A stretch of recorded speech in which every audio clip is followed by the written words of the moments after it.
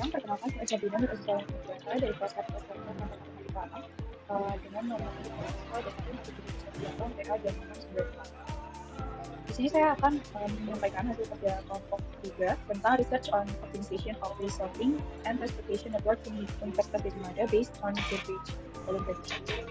Latar belakang dari video ini adalah karena meningkatnya jumlah populasi muncul lonjakan pengguna di lingkungan kampus Universitas Gadjah karena padatnya aktivitas akademik dan kemahasiswaan. Sampah yang meningkat ini terus terjadi setiap harinya dan membawa dampak yang serius, meliputi peningkatan jejak karbon, risiko pencemaran sekunder dari sampah basah yang tidak segera terangkut, dan tingginya biaya operasional armada truk pengangkutan sampah. Selama observasi, kami melihat sistem pengangkutan sampah di lapangan masih menghadapi kendala berupa ketidakpastian volume sampah harian yang diangkut dari setiap fakultas atau titik jemput, dan pola rute perjalanan yang masih bisa dioptimalkan. Oleh karena itu, penelitian ini terutama bertujuan untuk mengembangkan model optimasi jaringan pengangkutan sampah yang mempertimbangkan ketidakpastian volume tersebut dan membuat dampak lingkungannya, dan untuk menciptakan sistem operasional kampus yang lebih hemat biaya dan berkelanjutan. Tujuan dari pemodelan ini adalah pertama mengoptimalkan jaringan pengumpulan dan pengangkutan sampah terpilah agar efisien, hemat biaya, dan ramah lingkungan. Kemudian untuk menyusun model multi-objektif dengan mempertimbangkan biaya, emisi, dan resiko. Kemudian menggunakan pendekatan stokastik untuk menerapkan prediksi volume sampah yang tidak pasti dan menggunakan algoritma Improved Genetic Algorithm atau GALS untuk solusi efisien pada pengangkutan sampah. GALS itu menggunakan genetic algorithm dan local search yang mengakibatkan terjadinya dua kali pengoptimalan. Yang pertama adalah melalui genetic algorithm untuk menemukan rute awal, dan LS atau local search untuk memaksimalkan apa yang sudah diperoleh dari genetic algorithm. Kemudian asumsi dasar dari penelitian yang kami gunakan adalah satu, volume sampah bersifat rendah, mengikuti distribusi probabilistik dan bersifat independen. Kemudian kendaraan wajib berangkat dari depot, yang mana adalah fakultas teknik, kemudian membuang di Piat dan kembali lagi ke depot. Yang ketiga, terdapat jeda waktu, yaitu time window pengambilan sampah yang ketat, ada hard constraint, di mana apabila pengambilan sampah itu tidak sesuai dengan atau tidak berada dalam interval hard constraint ini, maka dia akan mendapatkan penalti. Kemudian kapasitas kendaraan terbatas, tiap jenis sampah basah dan kering diangkut terpisah dan bersekat, di mana dengan asumsi bahwa setiap titik penjemputan sampah ini itu sudah memisahkan jenis sampah yang akan diangkut.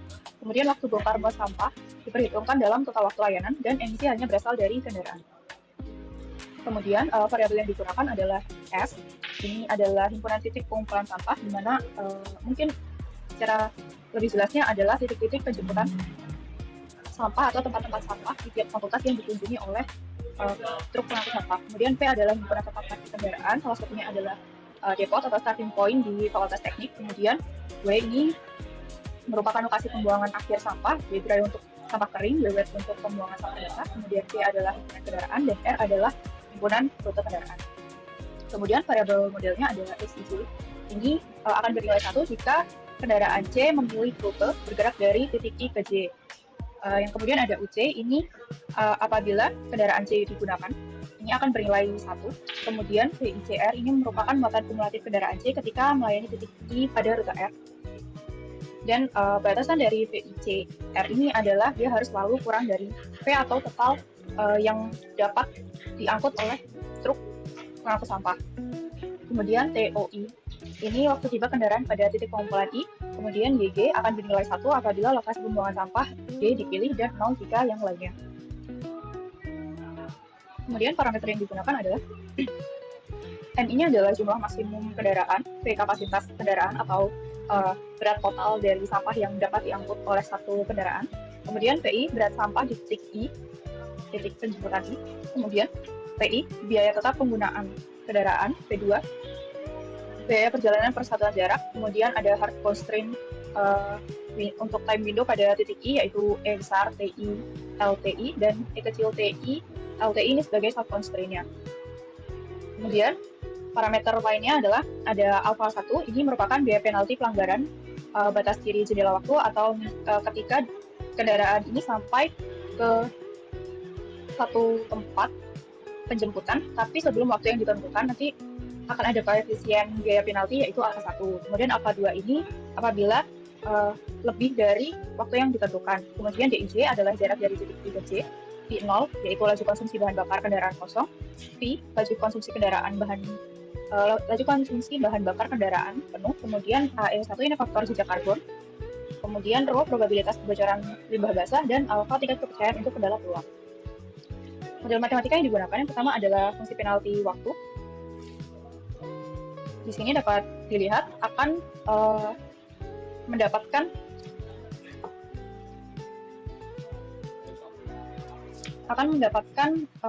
penalti apabila ET ini ketika dikurangi dengan TOI atau ketika tiba itu hasilnya adalah lebih besar ET, atau misal ketika dia sampai lebih awal dia akan mendapatkan penalti. Kemudian 0 apabila itu berada dalam interval waktu yang ditentukan, dan akan mendapatkan penalti juga apabila dia sampainya terlambat di titik penjemputan sampah itu. Dan nanti nilai alfa 1 dan alfa 2 ini akan ditentukan, dan dalam model ini alfa 2 ini akan bernilai lebih besar karena penalti untuk kejadian di mana truk penjemputan sampai terlambat itu akan lebih merugikan. Kemudian di sini F3 adalah jumlahan dari fungsi penalti waktu tersebut, jadi penalti waktunya dengan C-nya itu. Terus kemudian ada model optimasi untuk sampah kering dengan tujuan ekonomi. Dan untuk tujuan ekonomi ini yang terutama adalah kita ingin meminimalkan biaya, makanya di sini dituliskan sebagai minimal Z1, di mana Z1 ini nilainya adalah jumlahan dari biaya tetap ditambah dengan jumlahan biaya perjalanan dan penalti dari jendela waktu tadi. Sini untuk biaya tetapnya itu termasuk dengan operasional kendaraan, dan UC ini untuk setiap kendaraan yang dipilih atau digunakan. P1 ini tadi misalnya untuk operasional kendaraan dan biaya gaji atau tenaga kerja. Kemudian untuk biaya perjalanan ini mempertimbangkan jarak dan rute. Ini biaya bahan bakar nanti juga akan termasuk di sini. Kemudian penalti jendela waktu tadi apabila penaltinya lebih besar, maka biayanya juga akan lebih besar. Dalam artian apabila tadi dalam kasus yang bisa dijelaskan di mana alfa 2 nilainya lebih besar daripada alfa 1, dan ketika truk melakukan penjemputan sampah itu lebih lambat daripada waktu yang ditentukan, maka penaltinya akan besar. Pada itu untuk penjemputannya sebisa mungkin penalti jendela waktu ini akan bernilai 0, di mana penjemputan itu selalu terjadi tepat waktu. Kemudian ini adalah model optimasi untuk sampah kering dengan tujuan lingkungan. Di sini kami mempertimbangkan emisi kendaraan, dan ini adalah rumus emisinya. Dan kita tujuannya adalah untuk meminimalkan Z ini dengan meminimalkan total atau jumlahan dari total emisi. Kemudian total emisi ini nanti kan hasilnya dari hasil dia dikalikan dengan jarak dan faktor emisi, kemudian juga mempertimbangkan rutenya. Jadi total emisi yang dihasilkan dari jarak tempuh dari suatu rute ini kita harapannya adalah untuk meminimalkannya. Kemudian kendala yang digunakan adalah yang pertama, supaya dia optimal maka dipilih kendala setiap titik itu akan dikunjungi tepat satu kali. Kemudian apabila sampai ke satu titik jemput sampah, maka dia harus keluar dari tempat yang sama. Jadi tidak ada dia berhenti atau tiba-tiba keluar dari satu titik penjemputan. Kemudian jendela waktunya dan kapasitas kendaraannya seperti ini.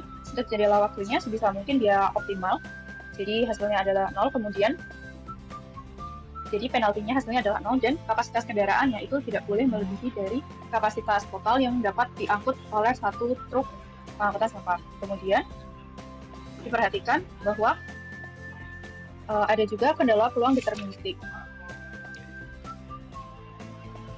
Dan model optimasi untuk sampah basahnya adalah sebagai berikut. Ini untuk menghitung F5 ini untuk menghitung emisi yang dihasilkan dari kebocoran sampah, dan tujuannya adalah untuk meminimalkan Z, di mana Z ini nilainya adalah jumlahan dari Z2 dan F5, di mana Z2 adalah yang kita gunakan di depan adalah model optimasi untuk sampah kering dengan tujuan lingkungan. Jadi bedanya untuk sampah kering dan sampah basah adalah di sampah basah ada optimisasi untuk kemungkinan bahwa ada limbah basah yang terjatuh dan menghasilkan emisi. Kemudian ini adalah hasil penyelesaiannya, di mana W1 adalah sampah kering dan W2 adalah sampah basah. Sekian yang dapat saya sampaikan untuk jawaban soal pertama. Kemudian untuk soal kedua, selama mempelajari Kapita Selekta Matematika Terapan selama 1 semester ini, manfaat yang saya dapatkan dari Kapita Selekta Matematika Terapan adalah membantu saya untuk berpikir terstruktur dan analitis, kemudian membantu juga menghubungkan teori dengan praktik. Jadi sehingga maksud saya, sehingga setiap teori ini yang saya pelajari selama perkuliahan itu dapat diaplikasikan dan dihubungkan dengan masalah praktis. Dalam hal ini adalah masalah sampah, terutama di UGM. Kemudian saya belajar juga untuk menganalisis sistem kompleks dan mengambil keputusan berbasis data, serta mengenal metode optimisasi yang modern. Kemudian saya juga menyadari bahwa pentingnya analisis dan pemodelan ini dalam dunia kerja, yaitu termasuk dalam perencanaan sistem logistik dan transportasi, kemudian analisis data dan optimasi, kemudian konsultasi operasional, perencanaan sistem pengambilan keputusan, dan analisis kebijakan berbasis model, di mana penting adanya data dan penting adanya analisis untuk menemukan model terbaik sehingga kita dapat mendapatkan hasil yang lebih optimal daripada yang sudah ada, sehingga dalam hal ini yang diharapkan adalah meminimalkan biaya operasional dan mengoptimalkan rute penjemputan sampah. Kemudian